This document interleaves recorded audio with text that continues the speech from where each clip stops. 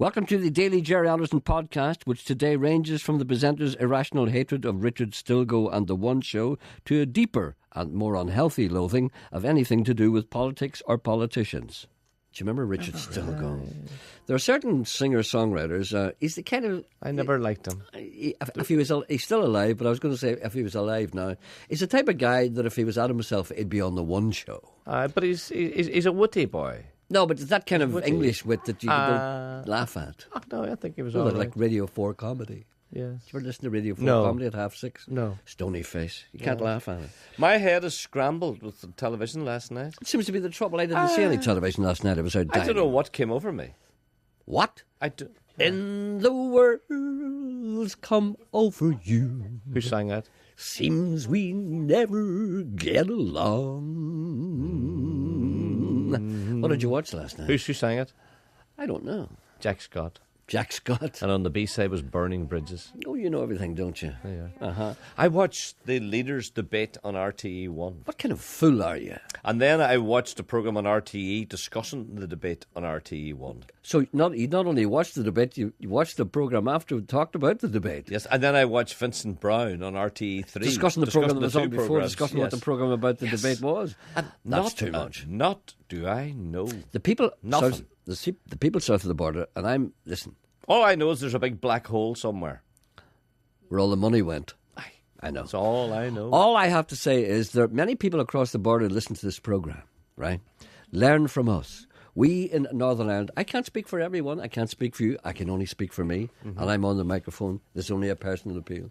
Many, many years ago, I discovered that there is no point in taking any kind of interest whatsoever in politics. None whatsoever. It's a waste of your life. Go out, breathe the air, drink the coffee, smell the roses. Never mind those tubes. No, at times You're lying to you anyway and feathering their own nests. So if you're going to waste time watching debates, it's on your own head, be it. Don't listen to them. Because no matter what's going to happen, it's going to happen anyway. It doesn't matter what kind of suit is sitting in what kind of office. They're all the same. Forget about it. It doesn't matter what they say. They don't mean any of it. Look at the people wasting time in debates, debating in Irish, debating in Spanish. Me last night from half 9 until 12 o'clock. That's time that came you'll never away, get. went to my Do you know bed when not knowing what I had watched. How long did you watch this? For the best part of 3 hours. Do you know when you're in your deathbed? This is you in your deathbed, okay?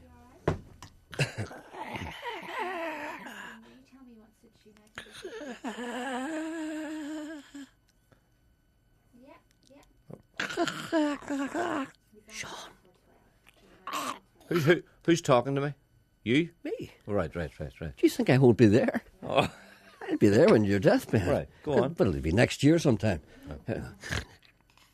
Sean. Yes. Have you had your wages yet? Not yet. I'll pick them up for you. I mightn't be here.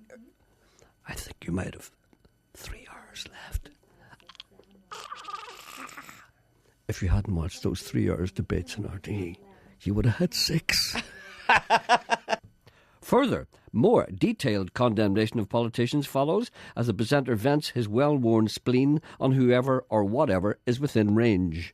Do you know what I laugh at? No. When people say, it's great to have an opportunity to serve, to put something back. They all sound like Hugo. They're not serving. They're not putting something back. What they're doing is this. Hold on a minute. Look, there's a load of taxes that are collected by people. And the load of taxes are put into a big pot. And then there's men in charge of making sure where all that money goes. Those men are called politicians. And if I'm a politician, and I know where the big pot of money is, and I've got some part in spreading that out, I will have power. That means people will come up and be nice to me and give me big dinners and send me on holidays and give me big cars and everything, and then give me loads of money when I decide to stop. I think I'll get into that. It's far better than working. What's that? You have to serve? What do you mean serve? Oh, you have to say you have to serve. Okay, I'll tell the people I'm serving. I'm serving the people. It's a great opportunity to serve, and it's a great opportunity. I've been very lucky in life to put something back to help my community. Yeah, and then you get more money when you say that because the people will believe you because they think you're genuine, and then you smile nicely. Hello. Well, who fixes the big hole outside your road and the road outside your house? Can't you see I'm kissing babies? The muse once more strikes the presenter, and wistful words cast his mind back to an innocent time when policemen walked about on their own. A sense of pride flows through me as I'm wakened by the cold, for my dreams of Ballyscullion are treasures to behold. Some day, before my time is through, my home I'll see once more, the townland of O'Scullion on Loch Beg's grassy shore. Isn't that nice? It is very nice. Oh, I love that. Yet I don't long for any place of in the past. Do you? You know, well, it might be different for you because you were sort of country born. And, you know, do you hanker for that? Do I hanker? Yeah. No, It's I'm a not cowboy word, isn't it? I'm not a hankerer. That's a cowboy word. No, it's not a Is it? hanker. I hanker for days gone by. No, it's not a cowboy word at all. Is it Although not? cowboy have used it occasionally. Well, what is it? Not necessarily a hankery word. I don't know. A hankering. I don't know. Please. Anyway, Don't. do you It hanker doesn't- for the old I don't days? hanker for anywhere, really. No, No, I'll tell you do what I I. hanker for. Neither do I. I hanker for my old street. I hanker for my old street in Derrystroke, Londonderry, because it's completely disappeared. Involuntary demolition during the Troubles. Yeah. There's not one building. There is one building that stands in the street where I was born. It's the Bank of Ireland at the bottom of the street. It's a street called Sackville Street in Derrystroke, Londonderry. It was a very, very unique and unusual street, and the houses were great and full of people. But now, all the old houses are gone, and as I walk up the street, nothing comes back to me. Nothing at all. I would love for that street to be just the same as it was when I was a child. But alas, terrorism has left its mark. But would that force you or inspire you to write a poem? That's No. what I'm on about. No, you it know. wouldn't, No. because I don't like poems. They make me sick. Talk of geese fills the airwaves. The potency and price of a goose egg, what it might do to a man's constitution, and whatever you're having yourself. Do you know old Martha, the grey-legged goose? Yes. Well, she had 2 daughters last year. Oh, egg-like daughters. Really? Ah, old Martha. Well, that's wonderful. So I'll have a course supply of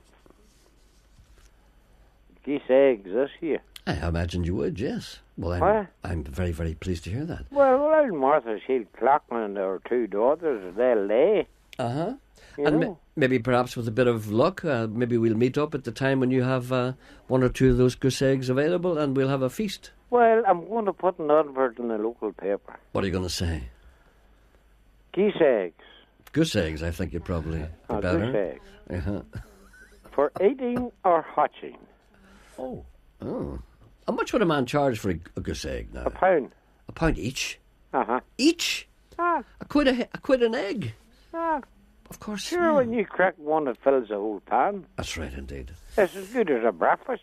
I would say so. But the only thing about them is, and as you mentioned before, after you have one of those, it's a good idea to stay out of lifts. As long as we eat a goose egg.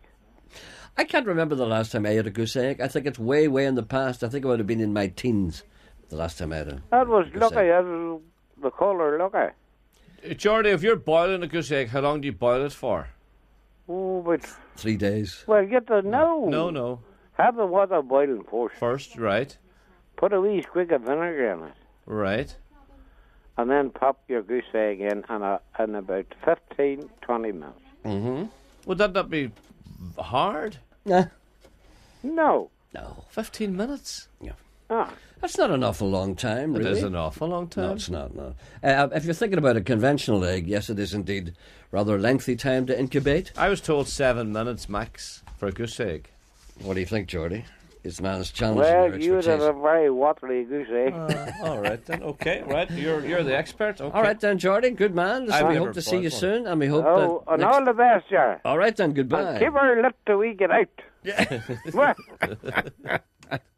Now follows 2 tales, perhaps true, of the presenter's adventures in the world of celebrity appearances.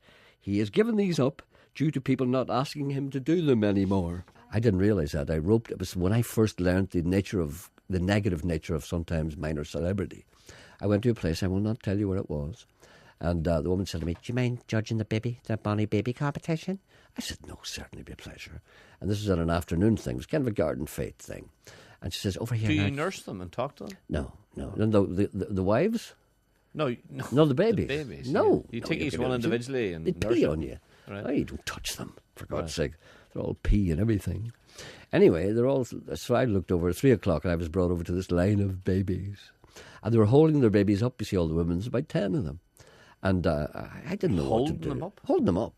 You know, in their arms. Like. Oh, aye. Is there he is now. There's a nice man. They weren't in their wee prams. No, here's the nice man coming to judge you. Nice judge. Here's the nice judge coming to judge. Here come the judge. And what sort I of came things did along, you all I talk had to do is What- say, what did hello, you- what's your little boy's name? It's a girl. You know, the usual, I'll carry on. No, you make all the mistakes. You cannot say it wearing pink. And you say things, we Siobhan, we Catholics, of course.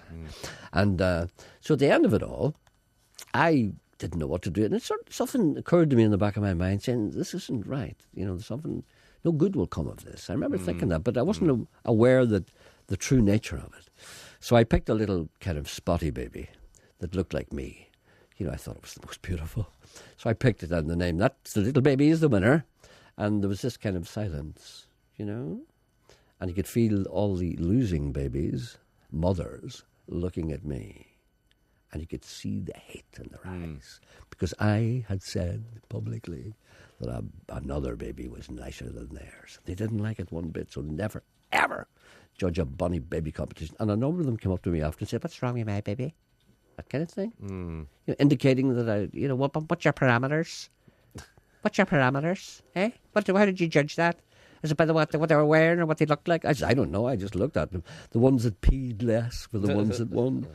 The ones with the empty nappies were the ones in the... But anyway. is there an age bracket? What? Is there an age bracket What do you mean? For what? for a bunny baby competition? I mean, you can't have a 3-week-old baby entering a baby competition up against a child that's 9 months or something like that, because the 9 months. Do you know what a baby is? A baby's a thing that can't walk. Yeah, basically. but what's the age limit? That's what I'm A asking. baby's a thing that can't walk. Well, what? Come on, you were a judge. I know, but I don't know. You know what a baby is when you see it. They're wee, and they kind of look there and they go... They all look like Winston Churchill. But, you know, when they start walking, they're children. They're babies when they're just... I don't think you judged the baby competition at all. Oh, you think I'm lying, No, do because you don't know the age bracket. I didn't know. I don't remember. There may have been some kind of age bracket. Was there a 2-year-old there? No, there was no horses there at all. Has Mr. Tuft ever thought about bringing out his own cookbook? I could see it being a great success with the good women of the Women's Institute. No, I was telling you about the Women's Institute when I did a compare thing. And you know what happens? What happens to me often, and this is something that I have to warn people against. Every once in a while, someone will say to me, would you come along and do a little thing for us, open our little fete or something like that? And I'd say, of course I will. And they'd say, do you want any money for that? I said, of course not. A likely tale. Anyway, I was asked to go along to the Women's Institute. I won't tell you where it was. So I'm standing at the side of the stage. She says, I'll introduce you now. And this woman came out, and she went out to the front of the stage, lifted the microphone, and of course she assumed that I was a comedian. And she said, how long are you going to do? I said, what do you mean, how long am I going to do? She said, will you do 20 minutes? I said, 20 minutes of what? If you do 20 minutes of jokes? I said, I'm not a comedian. I said, do you want me to compare something, or I'll talk to people, but I can't stand up on the stage and tell jokes. She didn't hear any of this. So what she did was she went out. There was a lot of women, some of them very nice, I have to say, and they're all sitting there. It was an afternoon thing, and she said, ladies, and he said, ladies and gentlemen, do you hear me saying that? Yeah. Ladies, with great pleasure to announce that we're very, very lucky indeed to have with us today a very wonderful man. He's lovely, and he's from Radio Ulster. You probably heard him on the radio. Please put your hands together, please, for Mr. Jerry Adams. And I went out and went, Chucky Allah! And she said, oh! I said, it's all right, love. It has happened before. Because everybody, you know, if you don't know your name, they always say the name that sounds closer to it if they're not thinking. Yeah. So I went out and did 20 minutes of jokes that weren't funny. And they said, Told a joke Jerry in Adams. your life? No, I never did, no. But sometimes you have to. Here are a number of one-liners. Never get stuck behind the devil in a post office, for the devil can take many forms. Ah, Jeez, bad, yes. If I had £1 every time I saw a stray dog. Did you get it? If I had £1 for every time I saw a stray dog. Pound. Dog pound. Oh, all right. Very slow right. today, aren't you? Very slow. Yeah. I've been trying to teach my dog to dance, but he's useless. He's got 2 left feet. Aha. Now, how's he going to read that magazine rolled up like that? Said the spider. I don't mind sharing my cup of tea with a few people. Don't get that one. Now, how's he going to read that magazine all rolled up like that? Said the spider. Oh, it's been thumped. Excellent. Yeah. I don't mind sharing my cup of tea with a few Fly, people. I would say. You wouldn't take a rolled up newspaper to a spider. Nobody swats a spider. That should be a fly. I'll just alter that. Yes. Fly. Alter that. All right. I don't mind sharing my cup of tea with a few people, but it's not everybody's cup of tea. I'm in hospital. Don't panic. I've poisoned myself. I ate what I thought was an onion, but it was a daffodil bulb. I'll be out in the spring. What about Peter? Peter, cooey. Don't be saying cooey. Like I told you about that before. You said cooey before. Well, Emma's waving her hands frantically in the corner. It could be because she wants out. Finally, Coilis Interruptus leaves no stone unturned in his quest to brand the presenter a liar. Coilis and, surprisingly, Emma, for she too has been corrupted, continually seek out imperfections in the presenter's physical appearance. Oh, how they laugh and scoff. I looked extensively in Google and everything else I could get my hands on about Billy the Kid. Yes. To see if I could unearth the fact that you unearthed. Which is? About Billy the Kid speaking 4 languages. Yeah. He was never at school. I know, but he spoke 4 languages. He picked them up. No, surely they would say that about him. That's unique. Listen. For any golfer that shoots guns, you know, a footballer. What do you call him? Any footballer that shoots guns? Cowboy. You couldn't remember the word cowboy? Remembered. I read about you. Right, and now, but say if Billy the Kid spoke 4 languages, surely everybody else would know about it. A border terrier, reddish brown. Wouldn't they, Emma? Wouldn't they? It's the sort of thing you would know about someone. A border terrier, reddish brown. And also, what languages would he speak? English, Irish, Ulster Scots, and Spanish. You see? A border terrier, reddish brown. Are you denying that those are languages? No, hankering, by the way, is a Dutch word. Hankering. Tom Hankering. A border terrier, reddish brown, has been lost from the Coleraine, Limavady Valley. My boots are stuck together. What? My boots are stuck together. And it's okay now, I've untangled them. A border terrier, reddish brown, has been lost from the Coleraine, Limavady Valley area. It went missing last Friday. It probably isn't wearing a collar. It answers to the name of Ronnie. Look at his hair, Emma. That's what he's done to his hair. Yes? Why are you looking at me like that? What's wrong with he done? What's he done? my hair? What's wrong with my hair? Mean, What's wrong with it? what's he done? What is it? It's like a pair of curtains. What's wrong with you? It's like a pair of curtains. What's wrong? What's wrong? Emma That's the says- headphones. No, it's just like a pair of curtains. The headphones. It's not. We're looking at your hair. That's nearly a wig. That's a wig. Is that a wig? That's not a wig. What have you done? You've got a wee Stop looking peak. at me. You've got a wee peak. Do you know the wee boy in the Monsters? Was what do you call it? Is it the wee boy and the wee son? No, that is it the Monsters? The wee fella. I knew that. Yeah, right. Okay. Yeah. All right. Yeah, Yeah, we- yeah, we yeah, pick laugh. the- Go on. Go on. Laugh. Laugh.